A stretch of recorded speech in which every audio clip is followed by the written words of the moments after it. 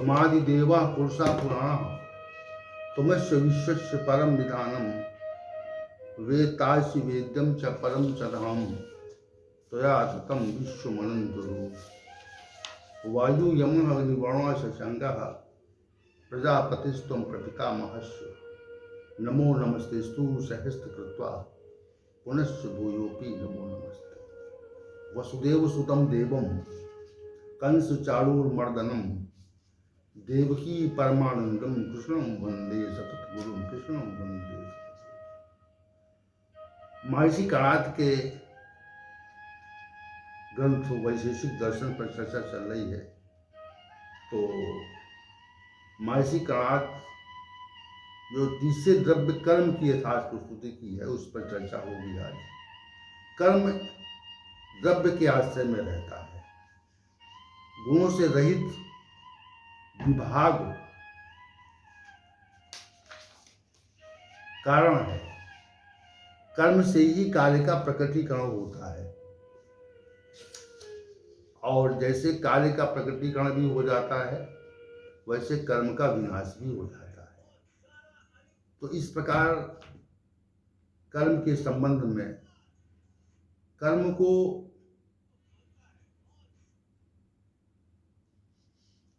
कर्म का द्रव्य गुण माना गया है, और इस द्रव्य गुण के लिए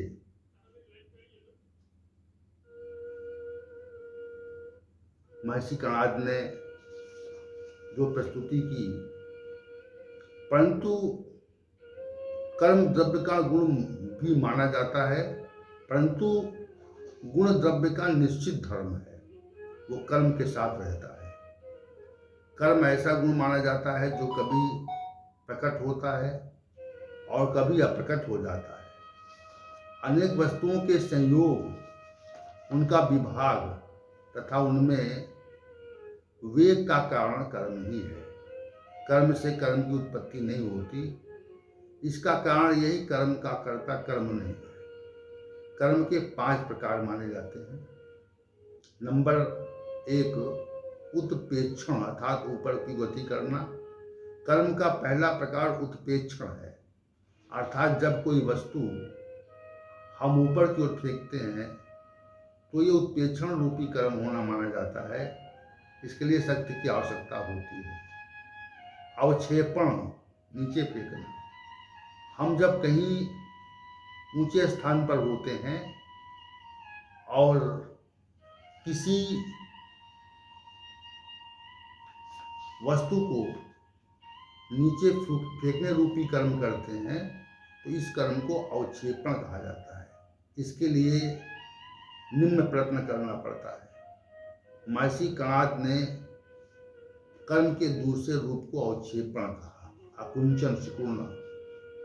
हमें जब किसी वस्तु को सिकुड़ना होता है तो भी कर्म करना पड़ता है। जैसे लंबे धागे को समेटना है तो उसके लिए भी कर्म करना पड़ेगा, अर्थात अथवा किसी वस्तु को बड़े आकार से छोटा करना है तो भी अकुंचन रूपी कर्म करना होता है।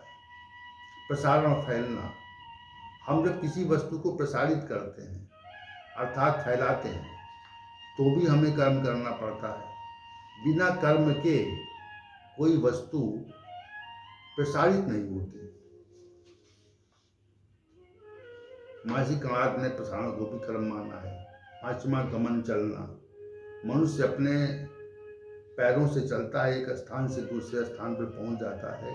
इस एक स्थान से दूसरे स्थान पर पहुंचने की क्रिया गमन कहते हैं, और इसके लिए मनुष्य को कर्म करना पड़ता है। महर्षि कणाद ने कर्मों के कारण और स्वरूप को भी व्याख्यापित किया और कहा कि नोदन, किसी वस्तु को शक्ति लगाकर किसी भी दिशा में धकेलना, और धकेलने की क्रिया का नाम नोदन है। इसके लिए भी हमें कर्म करना पड़ता है, अर्थात किसी वस्तु को धकेलने के लिए शक्ति की आवश्यकता होती है। नंबर 2 गुरुत्व। कोई वस्तु ऊपर से नीचे की ओर गिरती है, कोई वस्तु नीचे से ऊपर की ओर नहीं जाती है, इसी का नाम गुरुत्व है। जैसे हम किसी वस्तु को ऊपर से नीचे की ओर डालें तो वो बिना प्रयास के ही नीचे आ जाती है, उसके लिए कोई प्रयत्न नहीं करना पड़ता। ऐसा गुण के कारण होता है। इसका उल्लेख पूर्व में भी हो चुका है। वेग, किसी वस्तु को उठाकर हम दूर फेंकते हैं तो वो जिस गति से जाती है उसी को हम वेग कहते हैं। इसके लिए हमें कर्म करना पड़ता है, क्योंकि बिना कर्म के कोई वस्तु को दूर फेंका जाना संभव नहीं है। प्रथम, इस गुण का भी उल्लेख पूर्व में हो चुका है। महर्षि कणाद ने कर्म के विषय में भी कहा, प्राण और मन आदि का एक शरीर से बाहर जाना अतः अन्य शरीर में प्रवेश करना भी कर्म का ही आधार है। हम जो कुछ कर्म करते हैं उसका संकलन होता है, और इस संकलन के आधार पर ही हमारे अग्रिम जन्म का विनिश्चय होता है। जब तक कर्म होता रहता है तब तक फल का भाव रहता है, और कर्म के अभाव से ही संयोग का अभाव हो जाता है। संयोग का अभाव होने पर पुनर्जन्म नहीं होता और मुक्ति प्राप्त हो जाती है। वस्तुतः क्रिया का प्रत्यक्ष रूप से प्रतीत होने वाले पदार्थों में होती है। दिशा और कार्य प्रत्यक्ष प्रतीत नहीं होते, इसलिए ये द्रव्य निष्काम कहे जाते हैं। इस प्रकार गुण और कर्म भी प्रतीत नहीं होते, वो निष्क्रिय होते हैं, और गुण और क्रिया का संबंध तो द्रव्य से है। ये संबंध कर्म के द्वारा उत्पन्न होना नहीं माना जाता। अब चौथे, द्रव्य सामान्य की यथार्थ प्रस्तुति करना चाहेंगे। जब कभी एक ही जैसी अनेक वस्तुओं के विशेष गुणों पर ध्यान न रख करके उन्हें एक ही श्रेणी में आवंटित कर दिया जाता है तो ये तथ्य सामान्य गुण कहलाता है। जैसे कुछ घड़े छोटे हों, कुछ बड़े हों, उनकी छोटाई बड़ाई को ध्यान में न रखकर एक ही साथ रख दिया जाए, इसमें रूप आधार है, तो ये गुण सामान्य कहलाता है। सामान्य के 3 भेद माने जाते हैं। जैसे यदि ये वृक्ष कहते हैं तो वृक्ष कह देने से सभी प्रकार के वृक्षों का ज्ञान हो जाता है, परंतु किसी एक प्रजाति का वृक्ष कहने से एक प्रजाति का बोध होता है, इसे अपर सामान्य कहते हैं। एक ही प्रकार के वृक्षों से पृथक पृथक फल आते हैं। पृथक पृथक फलों के आधार पर ही किसी वृक्ष का निर्देश किया जाए तो वह पर कहलाता है। पर और अपर के मध्य में जो श्रेणी होती है उसे अपर सामान्य कहते हैं। इस प्रकार सामान्य के 3 भेद माने जाते हैं, पर सामान्य, अपर सामान्य और पर अपर सामान्य। जो 5वां द्रव्य है विशेष, उसके संबंध में कणाद ने कहा कि जो सामान्य से प्रतिकूल रूप वाला हो वो विशेष कहा जाता है। सामान्य से तो अधिकतम समुदाय का विचार आभासत में आता है, परंतु विशेष से कम समुदाय की बात समझ में आती है। जैसे द्रव्यत्व, गुरुत्व, कर्मत्व, पदार्थ के होने के कारण इसमें सामान्य भाव भी है, परंतु पृथक विशेषता होने के कारण पृथक पृथक भी है, इसलिए इनमें विशेष भाव भी है। ये सभी एक दूसरे से भेदों का प्रकटीकरण करते हैं।